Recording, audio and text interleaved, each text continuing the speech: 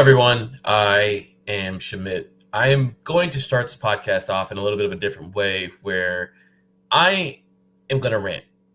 There's some stuff that needs to be said.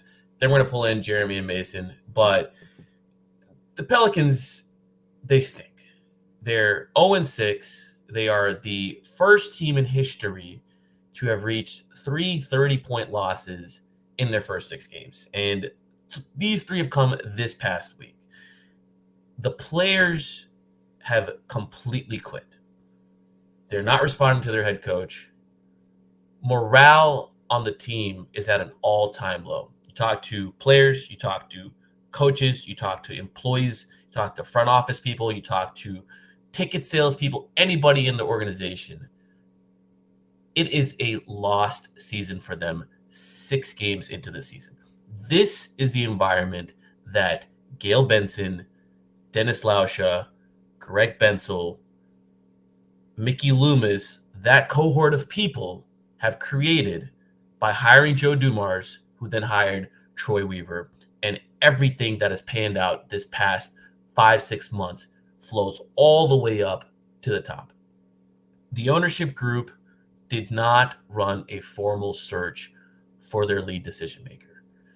They knew they wanted to get rid of David Griffin when he wanted to fire Willie Green. David Griffin pushed them on issues year after year. He asked them to spend money. He demanded more of them as an ownership group that needs to be invested in a multi-billion-dollar organization. He demanded more of them, and he wanted to change their coach. And look, you can say what you want about David Griffin. I think he had a lot of shortcomings in terms of how he built the roster. I think he left a lot of change on the table when it came to asset management. I think that he could have done a way better job managing the war chest that he started off with the Anthony Davis trade. However, he demanded more of the ownership group. They didn't like that. Eventually, last year, when he wanted to fire Willie Green, they decided enough was enough. Sometime in January, they were already ready to move on. There were like major things that would come down the pipeline that would require David Griffin's signature. And they were like, nah, man, like you don't need to be signing all this. And you know, the writing's on the wall when your lead decision maker is not even signing contracts anymore, right? So they went out and they hired their friend, Joe Dumars. Joe Dumars is someone that they have been close with for a very, very, very long time. He's someone that Dell Demps was constantly checking over his shoulder when he was the GM of the Pelicans. He was worried that Dumars might be brought in to replace him. This Dumars stuff is not new. It goes way back. Great friends with Mickey Loomis. Great friends with Greg Bensel. They didn't run any kind of search. He was in the NBA league office. The last time he had been in the NBA organization was when he was running the Pistons to the ground. So it has been multiple years. Actually, that's not fair. He was an advisor with the Kings. I'm talking about as a lead decision maker. He was with the Kings. The Pistons as a lead decision maker last, right? I'm not talking about the minor roles that he took. Been multiple years since he had been in that role. They brought him without any kind of a search, any kind of interview. They gave him the organization. They said, make this an organization that is competent. We don't want to think about it. There's too much drama during the David Griffin era. Zion's always in the headlines. The team is losing. We're spending too much money. We want to spend less money. We want a team that is going to have a chance at the playoffs, make the playoffs so we can collect some of those gate receipts at the playoffs, get the extra revenue that's generated from potential sponsors and eyeballs because they're decently competent, and we don't want to think about it. That's what Joe Dumars was hired to do. He was hired to be a steward of the team. Great. Then they said, you got to keep Willie Green around. Remember, David Griffin wanted to fire Willie Green last year. I think he wanted to fire him even prior to that. James Borrego was brought in as associate head coach and retained so that they would have optionality should they move on from Green, right? Gail Benson said, you got to keep Willie Green. Willie Green had already lost the players last year. They had already checked out on him. Multiple people had described practices in locker room environments as just being, for lack of a better word, toxic. Players were held to a different standard. Some players were chewed out on a regular basis. Other players could get away with anything, and they weren't even held accountable. People didn't like the offense. People didn't like the rotations. There was a number of issues, and we can get into that later. The bare bones of it is the organization, from a both player standpoint and a front office standpoint, was done with Willie Green, but Dumars was saddled with him. They go into this season retaining Willie Green, but before they do that, they made sure to get rid of their first round pick. The first round pick that they thought, hey, you know what? We're probably going to be a decent team. This isn't going to be that big of a pick. They gave it away unprotected to draft, to move up to the 13th slot, right? In addition to that, they gave away the Pacers pick, which was top 4 protected. The Pacers are probably going to be a very, very bad team, given that they've only won one game and they were one of the winless teams left with the Pelicans, and they just recently won. Now that's another good pick. When the summer comes and the lottery balls fall, there's a real chance the Pelicans are giving up like a top 5 pick of their own and another top 10 pick with the Pacers. That is an insane level of asset management that the Pelicans have completely missed the mark on. So that's what they did this summer. And they were like, you know what, this is going to be a decent team. And they had an opportunity this summer to actually lean all the way into the roster, make big trades, and try to be a competitive team. Instead, they were like, no, this is a good team. They're going to compete. All we need to do is go get Jordan Poole and Sadiq Bey and Kevon Looney, and we're good. They traded $43 million of expiring salaries to take on roughly $60-ish million of future salary obligations for only a second-round pick. From a pure historical standpoint, in terms of the value of that trade, the amount of money that's involved in that trade, it was extremely lopsided. They set an extremely bad precedent. I mean, teams are going to ask for at least one first for taking on that amount of salary. But that's what they did because Troy Weaver was familiar with Jordan Poole. The Pelicans are a national disaster, and I don't think the ownership group has any idea how bad things truly are. They see 0-6. They see the Willie Green's loss of support. Yeah. That's just the surface. I do not think they comprehend that the Pelicans gave up that unprotected pick and that there is no hope coming in the future to bail this team out. And hey, maybe there's going to be this generational prospect that they can draft. That's not happening. That guy's going to end up in Atlanta if those lottery balls are lucky or unlucky, however you want to frame it. I don't think ownership has any idea, and I think that's just such an unfortunate place to be if you're a fan of this team, if you're a player on this team, if you're an employee on this team. I'm telling you, there are people in that building who are just like, this year means absolutely nothing anymore. We got 1 year left on our contracts. We come in, do our job for what? They're just going to cut us at the end of the year because if Green gets fired, that's not going to be the only person that gets let go. Most, typically, if you're going to hire a new coach, even if it's an interim that you promote, they're going to want to bring in their own guys. So what reason is there for people to have any faith that they have future on this team? That's just employees of the team. They're completely demoralized. Players, you see them quitting. You see them questioning. I know, for example, Jose Alvarado wasn't getting playtime early in the season. Very, very vocal about not getting playtime. Now he's getting playtime, and that's coming at the expense of maybe some of the favorites of the management. So there's clearly not any alignment going on from the front office and the coaching staff.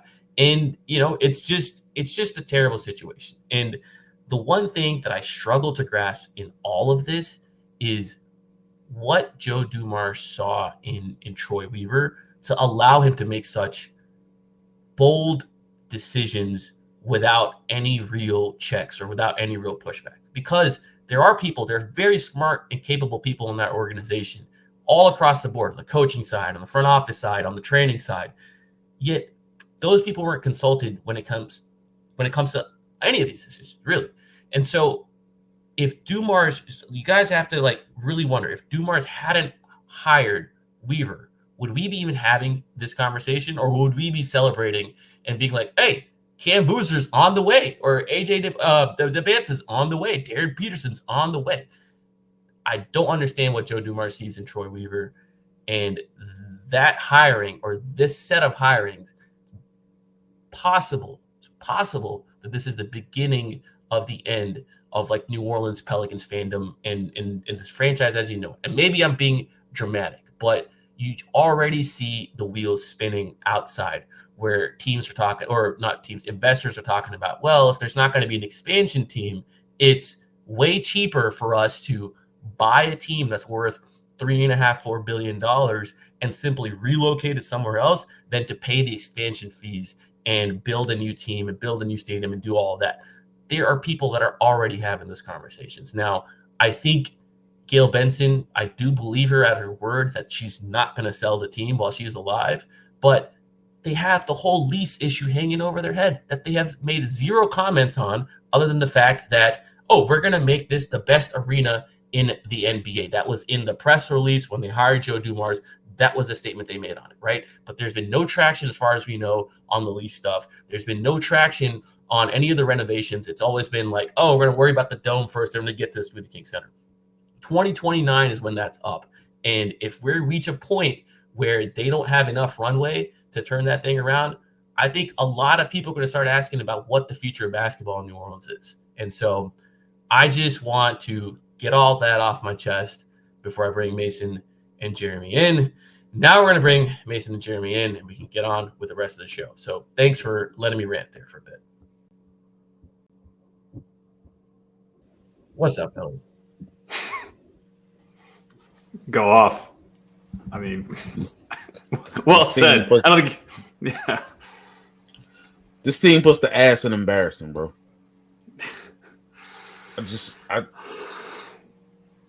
There's no other way to put it. Hey, person in the chat from last week who said us only gives a thumbs down because we were boring. I hope you're here tonight. We ain't talking much basketball tonight. It's late. This team ain't worth damn to talk about on the court for the most part. One or two guys I can talk about. But this shit is pathetic to watch, man. It is a chore watching this team, and it's not Thanksgiving yet. This shit is embarrassing to talk about. It's embarrassing to witness. And it feels like it's just the beginning. There's a bunch of motherfuckers on Airline Highway and in Benson Tower on Portrait Avenue don't care.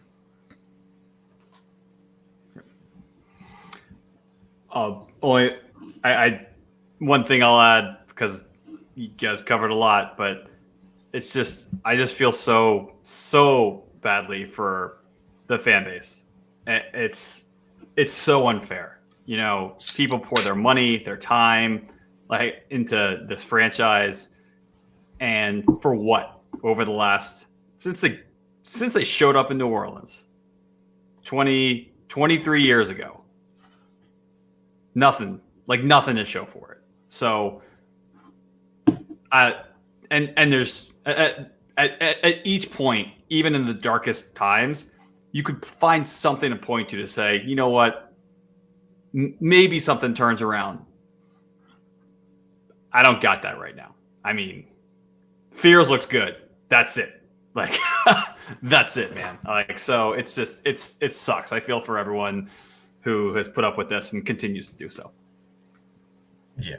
So I think there's a couple of things that we need to cover. The big elephant in the room is Willie Green. I wrote an article earlier this week, and I've talked about it on Blue Sky. It's to my understanding, obviously, you know, nothing's official until it's official, that Willie Green is done.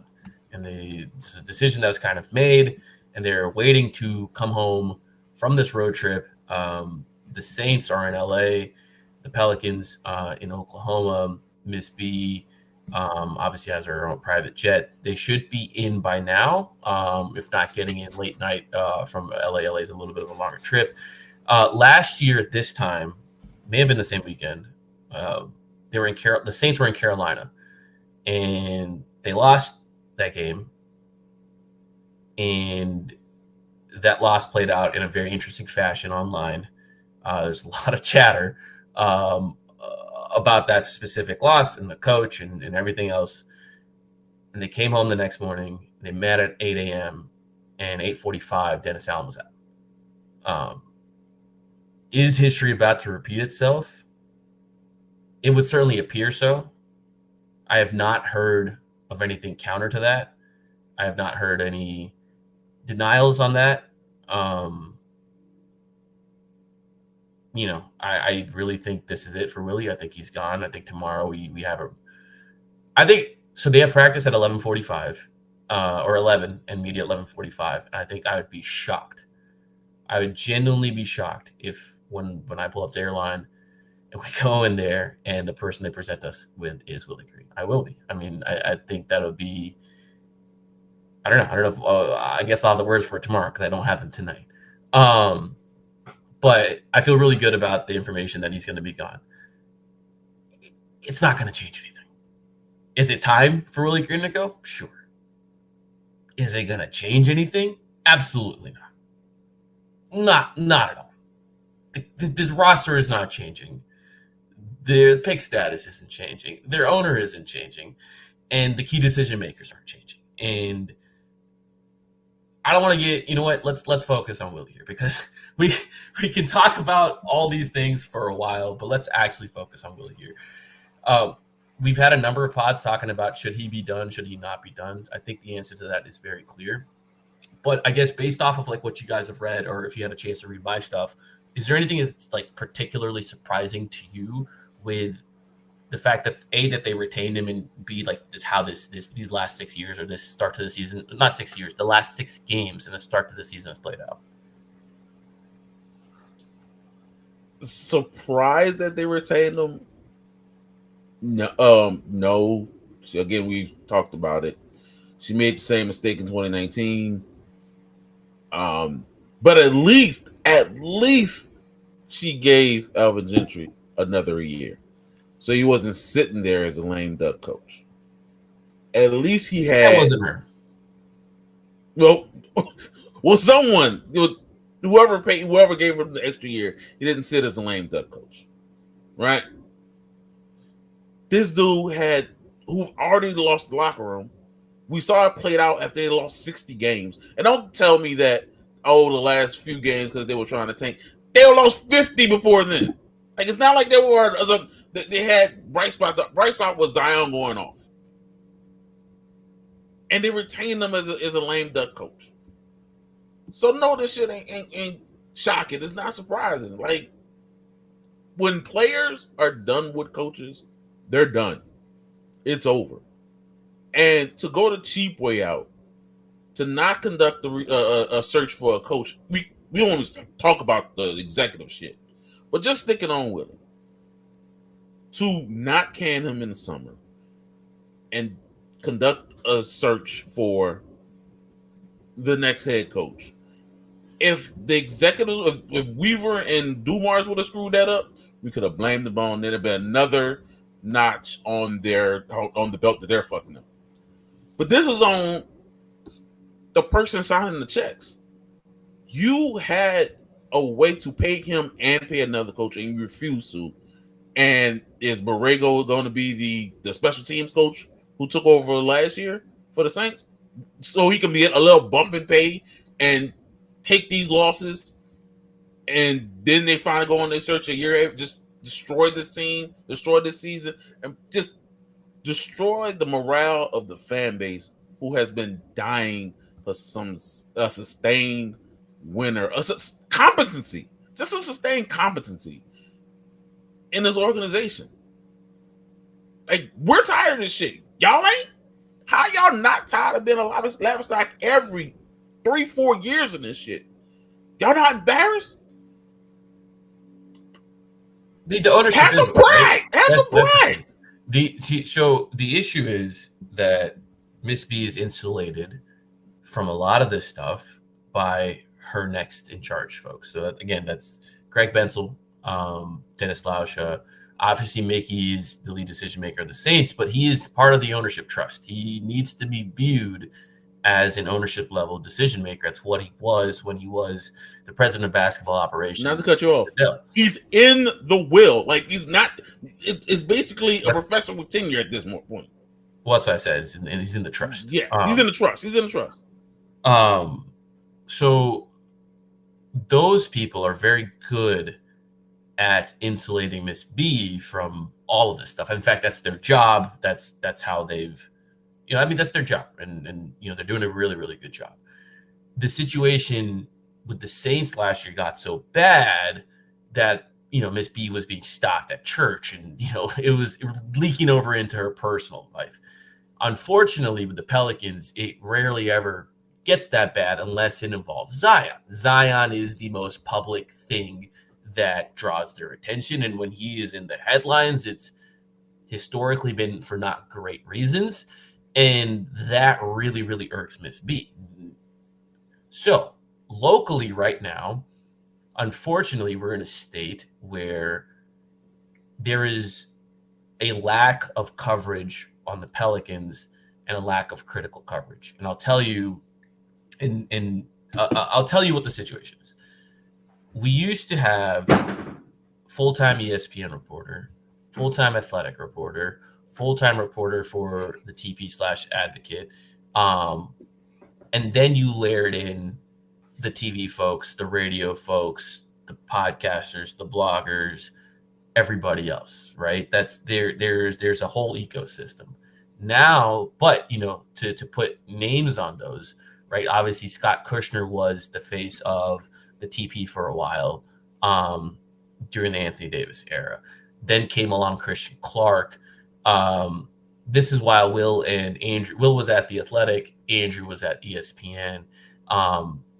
Between Scott, Will, Andrew, Christian, after Scott transitioned off, there was like a ton of very strong local coverage with the Pelicans, and they were dedicated specifically for the Pelicans, right? There wasn't time sharing of, we're covering the Saints, or, we're covering high school football in Louisiana.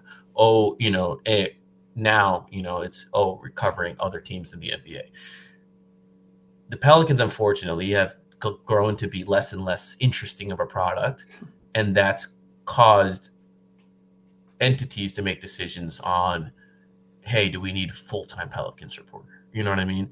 And so I know that the NOLA.com Times Picayune is trying to hire to replace the Christian Clark position. That position's been open for quite some time. It has not been filled, right?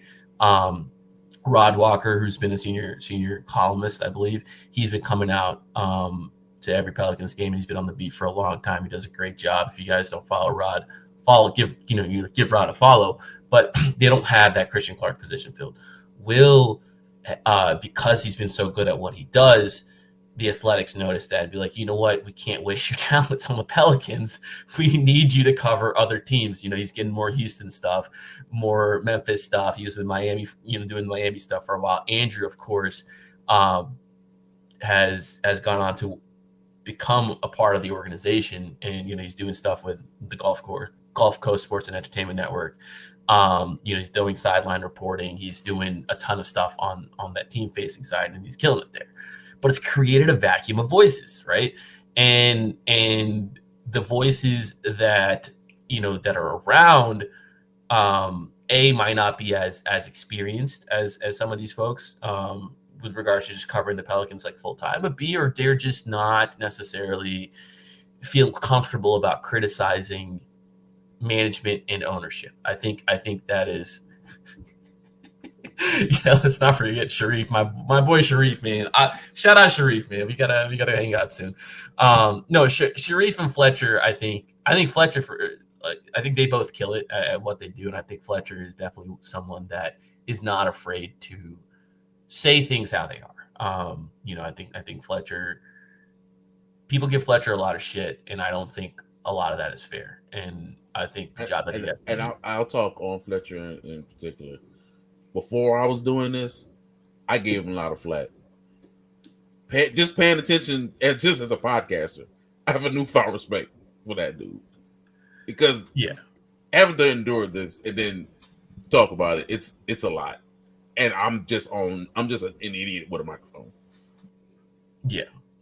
And so this is a roundabout way of me saying is that there's not many people left on the beat who are going to attract the attention of ownership. No one is putting it out in the paper, into print, that this is a disaster of an organization. That was a disaster of a trade they made. They're on a historically poor winning pace. They are I think I saw a stat, maybe it's Mark Stein or someone similar. There's like They have the 5th worst point differential for any team that started winless. Like, this is historical levels of losing. And you look at this roster up and down, you're like, is this a historically bad roster? I don't think so. Like, do you guys think it's a historically bad roster? Definitely not. Nah, like I still believe they can win 30 games, but they don't act like a team that wants to win 30. Yeah, it's a rush that's You know? rush that's quoted this coach. I mean, like it's that simple. I mean, like would they be 5-1 otherwise? No, obviously not. But I mean, like, is this a team that's played a tough schedule and probably should be something like 2-4? Yeah, but they just don't give a shit right now. It's that simple. Yeah. So when hold on. Before you continue, someone say if he's not fired by January 1st, brother, where were you? Sir, he's talking about putting up a billboard. I'm like, man, you gonna have that much patience? man, you can't not fired by tomorrow. You gonna get paid. You maybe save your money. I'm letting you know right now. Just buy that Switch 2, buy whatever vehicle you want, invest that. You don't have to worry about putting the billboard up. You got it. Anyways, what was I even talking about? What tangent was I on? The lack of media coverage. Yeah, the lack of media coverage and just a general. Well, no. Like, you were talking about how they're on a historical terrible pace, and well, I'm making that point to say, like, no one, like, the discussions that folks are having is like, is starting Fears a good decision? Is benching Pools a good decision? What about Kevon Looney and DeAndre Jordan? And I'm like, look, that stuff is normal if this was a normal basketball team. That's kind of the discussions that we should be having. We want to have, by the way. But the problem is this team is not normal. And so the stuff that, like I see the folks in this chat, right? Very passionate fans that we have that listen to us.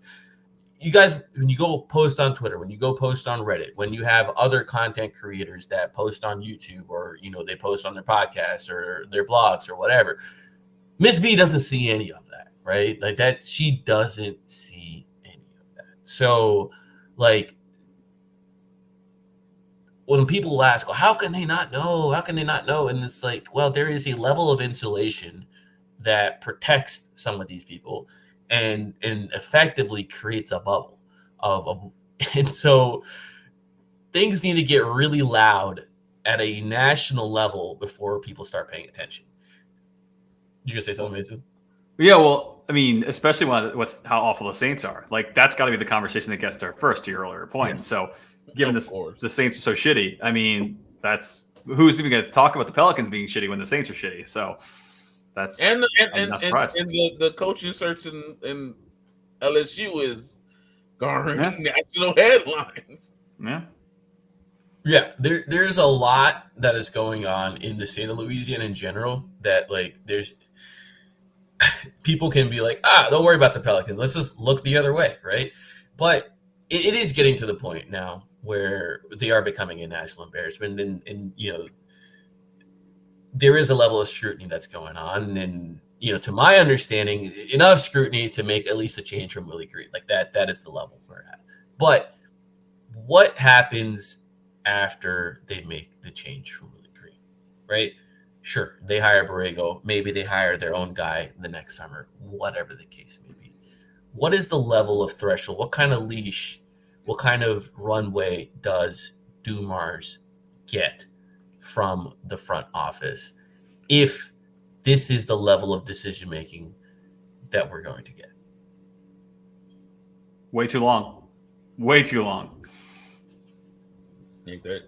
I feel pretty confident in saying that. I mean, Gale and co, like you said, hired Dumars to wash their hands of the Pelicans and say, you handle it.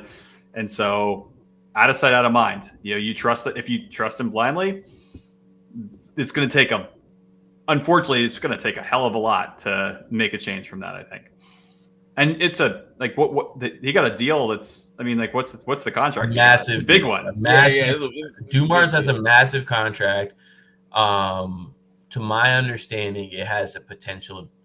I think there's like some like bonus years or like some clauses or whatever that can increase the amount of years and dollars due, but I understand. Wouldn't worry about that one. Yeah. Like it can get up to like 5 years, 50 million, somewhere around there. Somewhere in that number, more than David Griffin makes. But so speaking of Dumars, let's focus on him for a second, because Dumars is someone that has been an NBA lifer, right? Obviously, extremely successful player, extremely successful executive, and then those last 6 years in Detroit and onwards, it's just been a tailspin.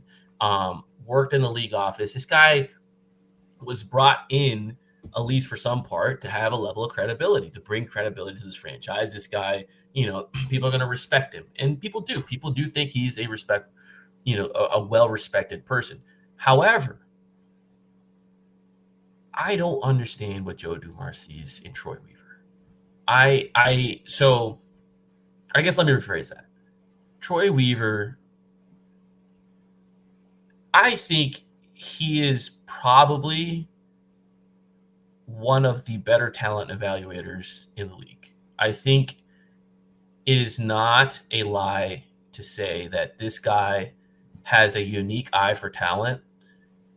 Someone that spotted Westbrook and Harden while he was in OKC. Someone that made a lot of good picks for Detroit that are working out. Fears looking like a great pick. Queens flashed some stuff. Obviously they gave up a lot to get him. Been a bit early to make any kind of real comment on Queen, but you can sometimes see it when he's grabbing a rebound and making the outlet pass or doing some funky passing stuff. You're like, hey, maybe there's something here. I think that part is not for debate. What is up for debate is, or I guess this should also not be up for debate, is the fact that history shows that Weaver has had no understanding of the margins, no understanding of salary cap management, no understanding of real general roster construction outside of this guy is talented and we got to get him on. And so these picks that he makes, they end up being very, very good, but they can't win games because they don't get out of their own way with regards to the salary stuff. In Detroit, they signed 17 different big men. They gave Mason Plumlee the 3-year, $27 million deal that was completely panned. No one was going to give him that deal. And that deal almost fell apart. But we're not going to go down there. They gave him that deal. They gave Wiseman a deal. They gave Kelly Olynyk a deal. They gave Marvin Bagley a deal. They put zero spacing and shooting around Cade Cunningham and Jalen Duren, right? So like there's a number of things, and you're like, okay, when he was trading picks, when he went to go trade for Jalen Duren, he traded a pick and he protected it. He actually protected the pick that he traded, but he protected it top 14 for like 3-4 years out, making any other pick that he wanted to trade untradeable because it was locked because of the conditional conveyance. And it was most teams when they like protect it, be like, okay, we'll protect it for like, top 14 this year, but if it doesn't convey, it's like 2 seconds or something. You know what I mean? Like it's like you get off the obligation very quickly, but it just shows you like they have no understanding of it. You come to the Pelicans and you immediately make the Pacers trade before the finals are over. You don't wait a week. You just gotta finalize that trade for no reason. You take on that insane salary obligation of Jordan Poole and Sadiq Bey with regards to the salary that you've given up, which are a bunch of expirings. You sign Jaden Springer to a camp deal and don't waive him, and then you pay him for 3 days, and then you cut him and you sign DeAndre Jordan to a non-guaranteed cap. I mean, like, look, it is abundantly clear it's not Joe Dumars calling these shots. It is abundantly clear. So my question is an open-ended question that I want you to get your guys' thoughts on, and obviously no one knows the answer here. How can Joe Dumars look at this and be like, give him any other responsibility outside of scouting talent?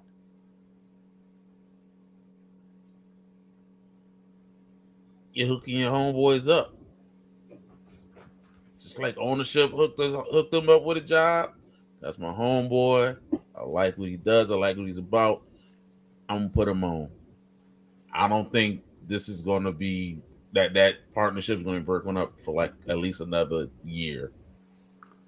Maybe like, at what point when you're Joe Dumars, it's like your credibility that's on the line. right? I Like, think at least what is it, 2025? So 2027. I think he's going to say, "Look how Fierce is doing. Look how Queen is doing. Give him another year, and then give me another draft, and then maybe it gets broken up." He said he was the first person he talked to, the very first person. He vetted him as much as Gail Benson vetted Joe. I mean, I whatever, dude. Execs say that they wanted to hire Scott Perry. That was the first person they wanted to hire, and the Kings knew that, and they immediately gave him the top job, similar to Joe, without interviewing anybody, because they knew if they didn't give him a top job, Joe Dumars would have hired him to be number 2.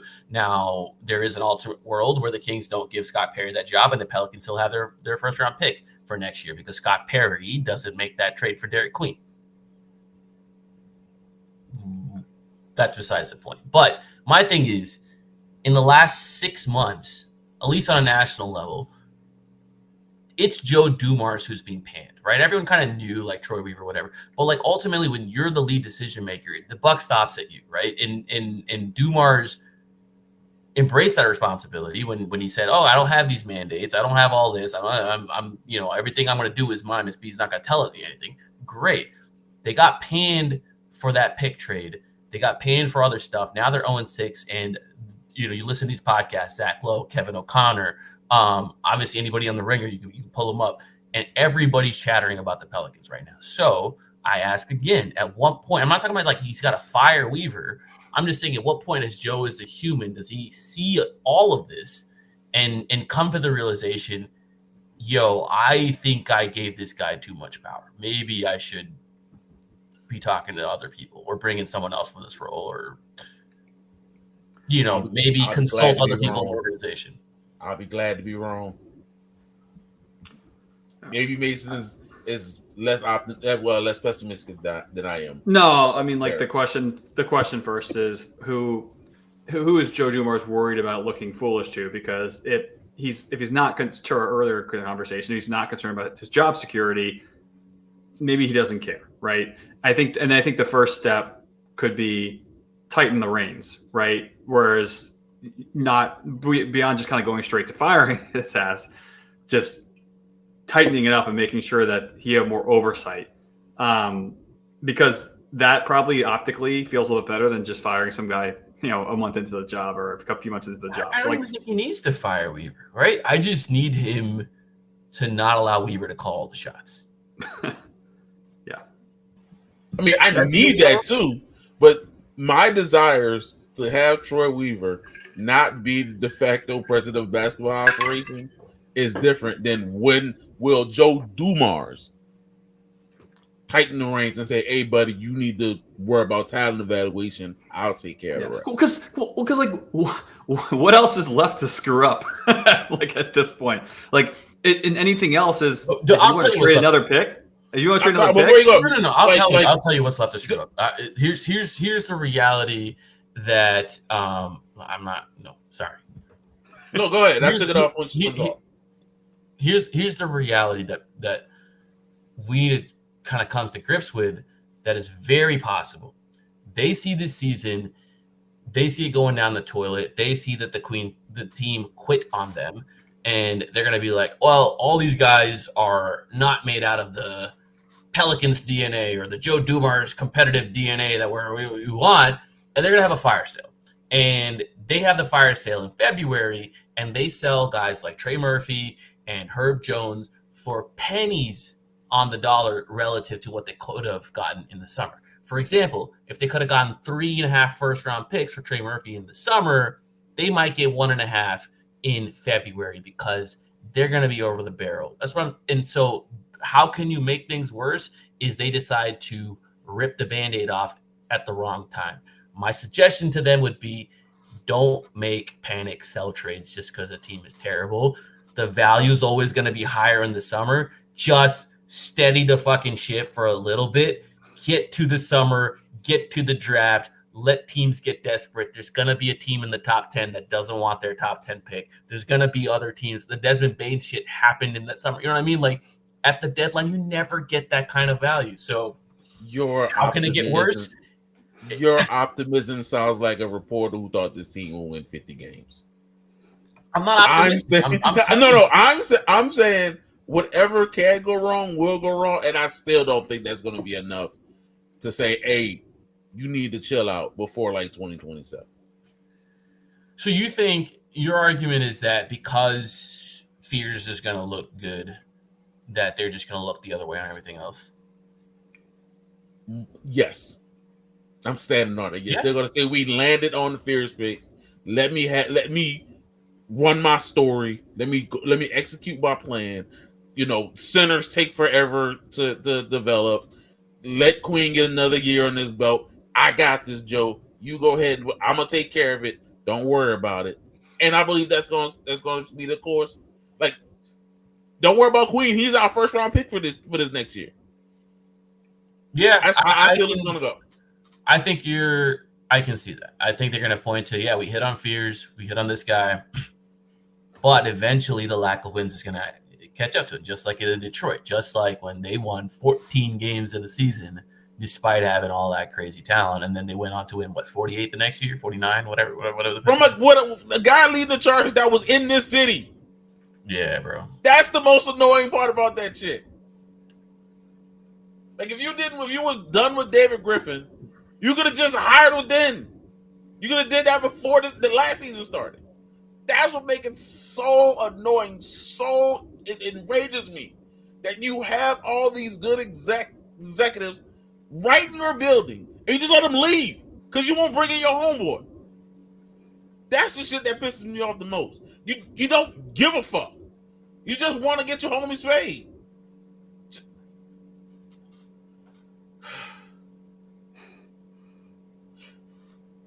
But since I have the floor for a second, I do want to shout out another draft pick. Shout out to Michael Peavy. You the only one on that team with braids fresher than mine. These joints are bang. Damn, bro.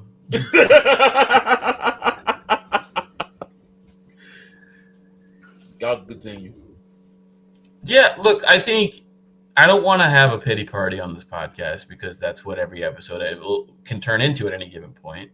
But just kind of looking forward here. Hold on. Let's bring it back to Weaver for a second. Weaver in Detroit, people who worked in Detroit described him to me as someone who was obsessed with the draft and the scouting and that aspect of being a GM, and fell extremely short on the human side of being a GM, talking to people in his organization, talking to families in the organization, building those relationships, having those conversations, this kind of stuff that obviously, a lot of people knocked Griffin on, and I think that at some point, Griff was a little bit overboard and corny with the whole family stuff. Love, compassion, togetherness. There's a yoga class, not a basketball team. Yeah, but there's a balance, right? Like you look at OKC and you talk to anyone about Sam Presti, and that guy knows the birthdays of every parent and every family member. They as a team, they provide so many resources to people, to people associated with the players. They will fly in the players' agents during playoff games so they can go watch their clients. I mean, they go above and beyond, right? Presti is the model, right, for someone that you want to build an organization in a small market. Yep. Weaver went to Australia and didn't talk to the parents in Australia. You know what I mean? And that's not the parents. I can't tell you how many people are we have not talked to Dumars or Troy in, since April. It's they work in their own building, right? They host Zoom meetings to talk to their own employees. So like there is a level of just being a person that is just not happening on the Pelicans. And shout out to On the Break Pod. Just please hit that subscribe button, hit that like button if you enjoy our ranting. Like, appreciate y'all. We truly do. We truly do. Thank y'all. But yeah, so there's that level of like communication not happening. Similar stuff obviously has happened on the coaching side with Willie, where the main theme that I've been able to put together is he has not been able to build solid relationships with the players. He's not been able to build relationships with other staff members. And it's just these like, I don't get it, man. Like, it shouldn't be that difficult to talk to people. And yet that's the theme that's coming out of the Pelicans organization is nobody talks to each other. And it seems like a lot of people are just in survival mode of, I just got to get through this season. And maybe, if I do my job well, like they'll pick up my option or they'll extend me. If not, I got to do a good enough job. So when I apply for a new one in April, that other teams are willing to take me on. And so I guess, Mason, you work in the consulting space a little bit. How would you describe an organization where the employees just feel like they're waiting for an axe? Like what kind of environment? God damn, man. Man, really painting consultants with a broad brush. Very much not the type of consulting I do, but all right. No. I meant to say, like, you have insights into you like firing people. I was just doing about it front softly. You have insights into other organizations, and maybe you've been, working with another organization. You've seen an environment where, like, oh yeah, like these employees are completely dejected, like from the way management's handling things, and they don't feel like they're invested in. They don't feel like they're valued. They don't feel like things like that.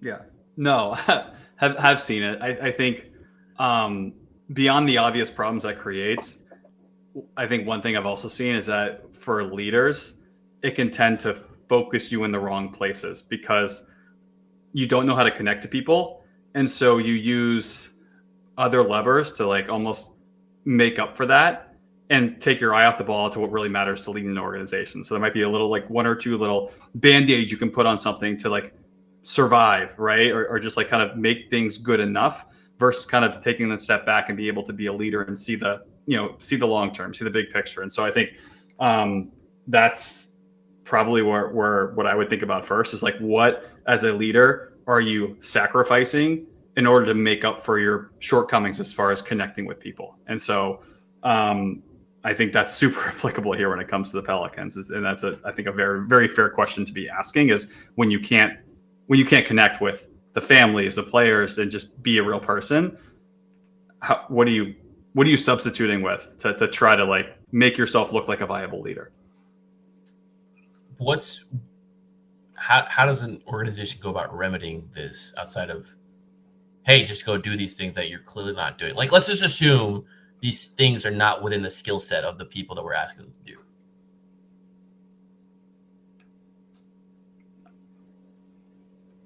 I mean, leadership starts at the top, man. Like if you can't connect to people as a leader, then you've hired the wrong leader. Like I think it's that simple. It's not the player's fault. It's not the employee's fault. It's you can't run your ship the right way. You're accountable. It's that simple.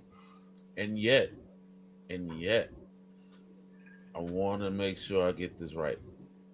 Al Davis's daughter in the Raiders organization spoke about Dennis Allen in that manner. That's the first time that he spoke to their employees in Oakland at the time. That he completely dismissed the thought of being a person. Completely dismissed the thought of being a person. All he did was demean and destroy all morale. And Gail Benson hired that person to be their head coach. I think as long as if you want a successful career as a Pelican executive, whether that is a front office position or a head coach position, as long as you send daily Bible verses to Gail Benson. I didn't want to go there. See, let the record state that it wasn't me hitting the Christianity button this time. I'm just being honest with you. If you send daily Bible verses to Gail Benson, you have a great chance of preserving your career on the Pelicans. Maybe some of the lower level employees need to pick up on that. Okay, so what you're saying is that maybe my wife should apply for a managerial role in that front office because she sends daily verses. That's not what I said. No. We can get some renovations in this home. I'm trying to get a upper management position, and we got the Bible verses down pat. Well, if you get hired, I would hope you would consult your good friend, the consultant Mason. We In The N.O is gonna be in the... Yeah. So look, we've covered a lot here. Are there any other topics that you have any questions on regarding Willie, Troy, Joe, anything like that? Yeah. I guess you've made the broad statement of firing Willie Green isn't going to change anything, but like for practical purposes, like let's talk about the next 2 weeks of games, or even the next game. I mean, let's assume it happens tomorrow, today in my time zone. Do you expect to see an uptick? Like, do you feel like you're going to see morale at least change somewhat if Borrego's the head coach for this team for the game against the Hornets, for example? Yeah.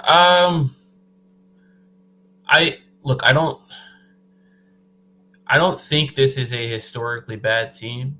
I do think there is a level of quiet quitting going on. And it may not be intentional.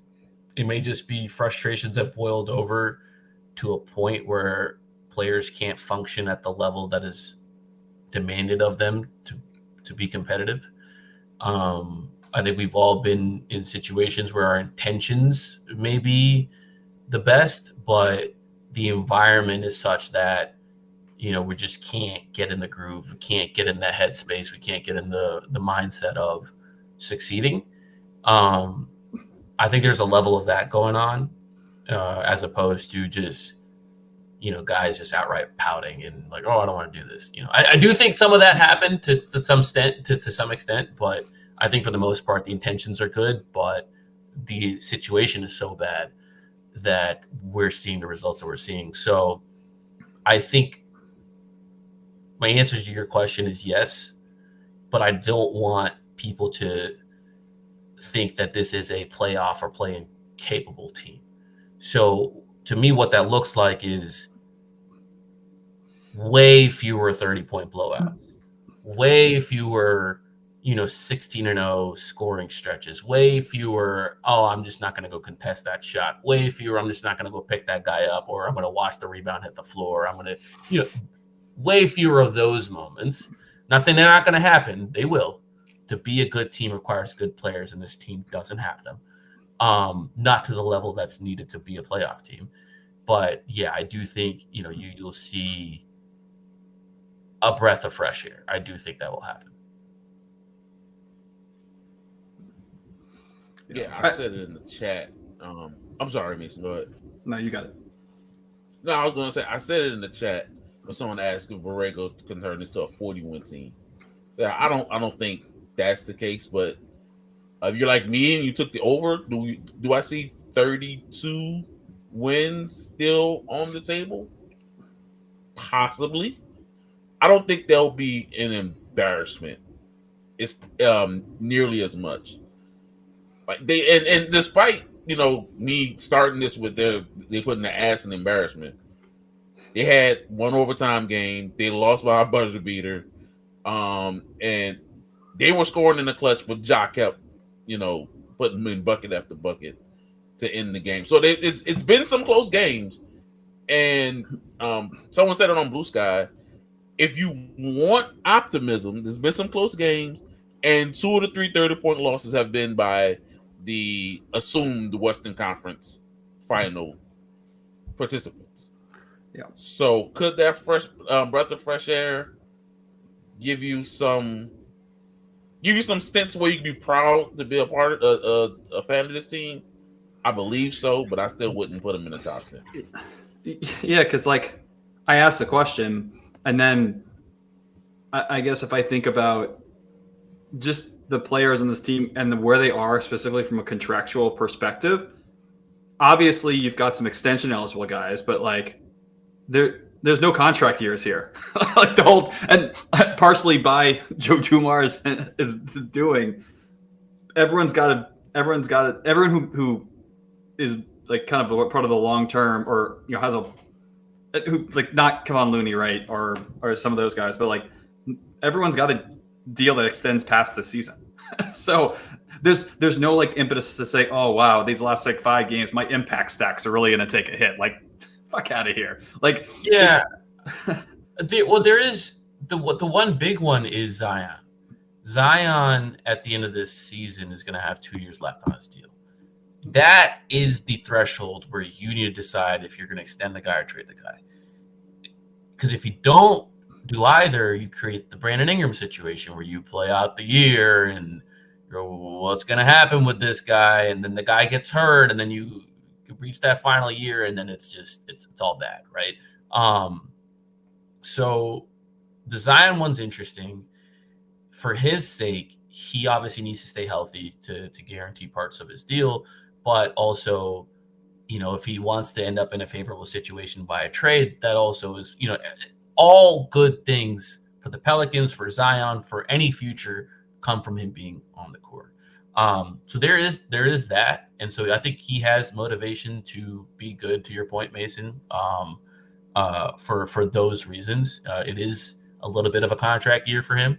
But my question, the thing that I don't know how it's going to play out is like the coaching staff and like the video guys and the people who do like the film and the people who do like the lower level stuff, or even the, all across the organization, even, like on the training staff, things like that.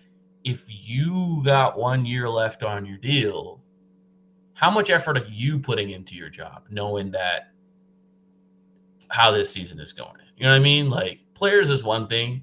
Players, they love basketball at a certain level. They're going to go play. But, like, for the rest of people, they're working a job.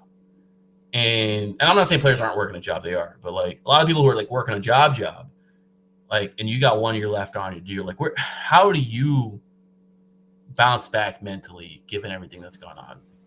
Yeah. Especially if, like, it's harder for you, like, who are you proving yourself to, right? Like, your next job isn't looking at this like on the court. Like, some other team can see how you play and like, okay, well, we want to go get this guy. Like, not the case for a lot of the folks you're talking about. So I think it's a very fair point. Yeah, well, I guess we'll see, right? I think someone in the comments, when we asked about how do you remedy all this, someone had mentioned by winning, and I think that's very true. I do think, I'm not saying this is probable or possible, but if the Pelicans want to rectify anything, they got to rattle off wins, and they got to find a way to do that. You got to find a way to do it a lot. And trade more picks, baby. Trade more picks. They should do it. They should do it. Why not? Why not? What you got to lose, man? I think John Morant's going to be a king. I think he's got Sacramento written all over him. Miami fans want him to be a Heat. Who does Miami not want? Come on, man. That's like the Lakers. That's fair. I mean, that boy nice. I think Vivek is obsessed with names. John Morant is a name. They need a point guard. I think John Morant will end up a king. 3-team trade that sends Zion and Ja to the Kings. If you can get Sabonis on the Pelicans, I could I'd be into that. Give me a really good pick and roll partner for Fears, but also someone that can run handoffs. You want the Fox bump? Give me the Fox bump. You can build the Sacramento Kings, the fun Kings. Sorry, not yes, the the fun Kings. whatever is going on here. But you want to do the fun Kings with Sabonis and Fox, but with real wings like Trey and Herb. Yeah, go give me that. I'll take one of those, please. Hey, you want to gum up? You want to gum up spacing even more, buddies?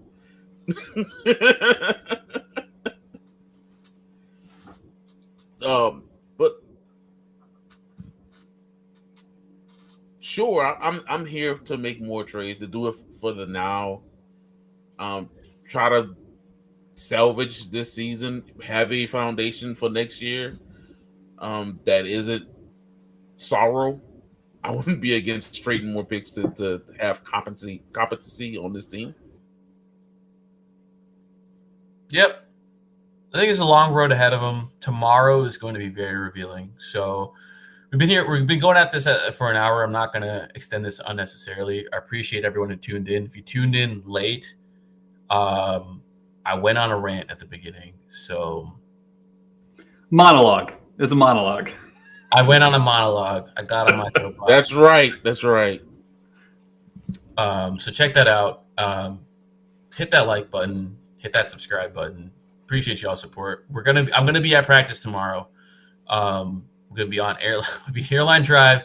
They said to get there for 11:45, and not because there's like a press conference. I think that's just what practice is. So we'll see if I get James Borrego as head coach, or we get Joe Dumars to address anything, or if I'm getting Willie Green. That's gonna be the most revealing aspect of anything. They should do practice tomorrow at the Hilario Center for old time's sake. For all time. Shots out to Chief Amino. Before we go ahead. I was gonna say my prediction, in my understanding, is I still think tomorrow morning they're gonna have a meeting, and 8:45, 9 a.m. God, we'll hear some news. But if we don't hear some news, we'll see. We'll be back at it potting again. We're on Blue Sky. We promote on there, but you guys in this chat room, let people know that we do this every week, that we are the best Pelicans podcast in the land. Let them know. Bring your friends. Tell your friend to tell a friend. Someone pointed out we got 732 subscribers. We appreciate y'all. We can always take more. Please subscribe. Please like. Please share this episode.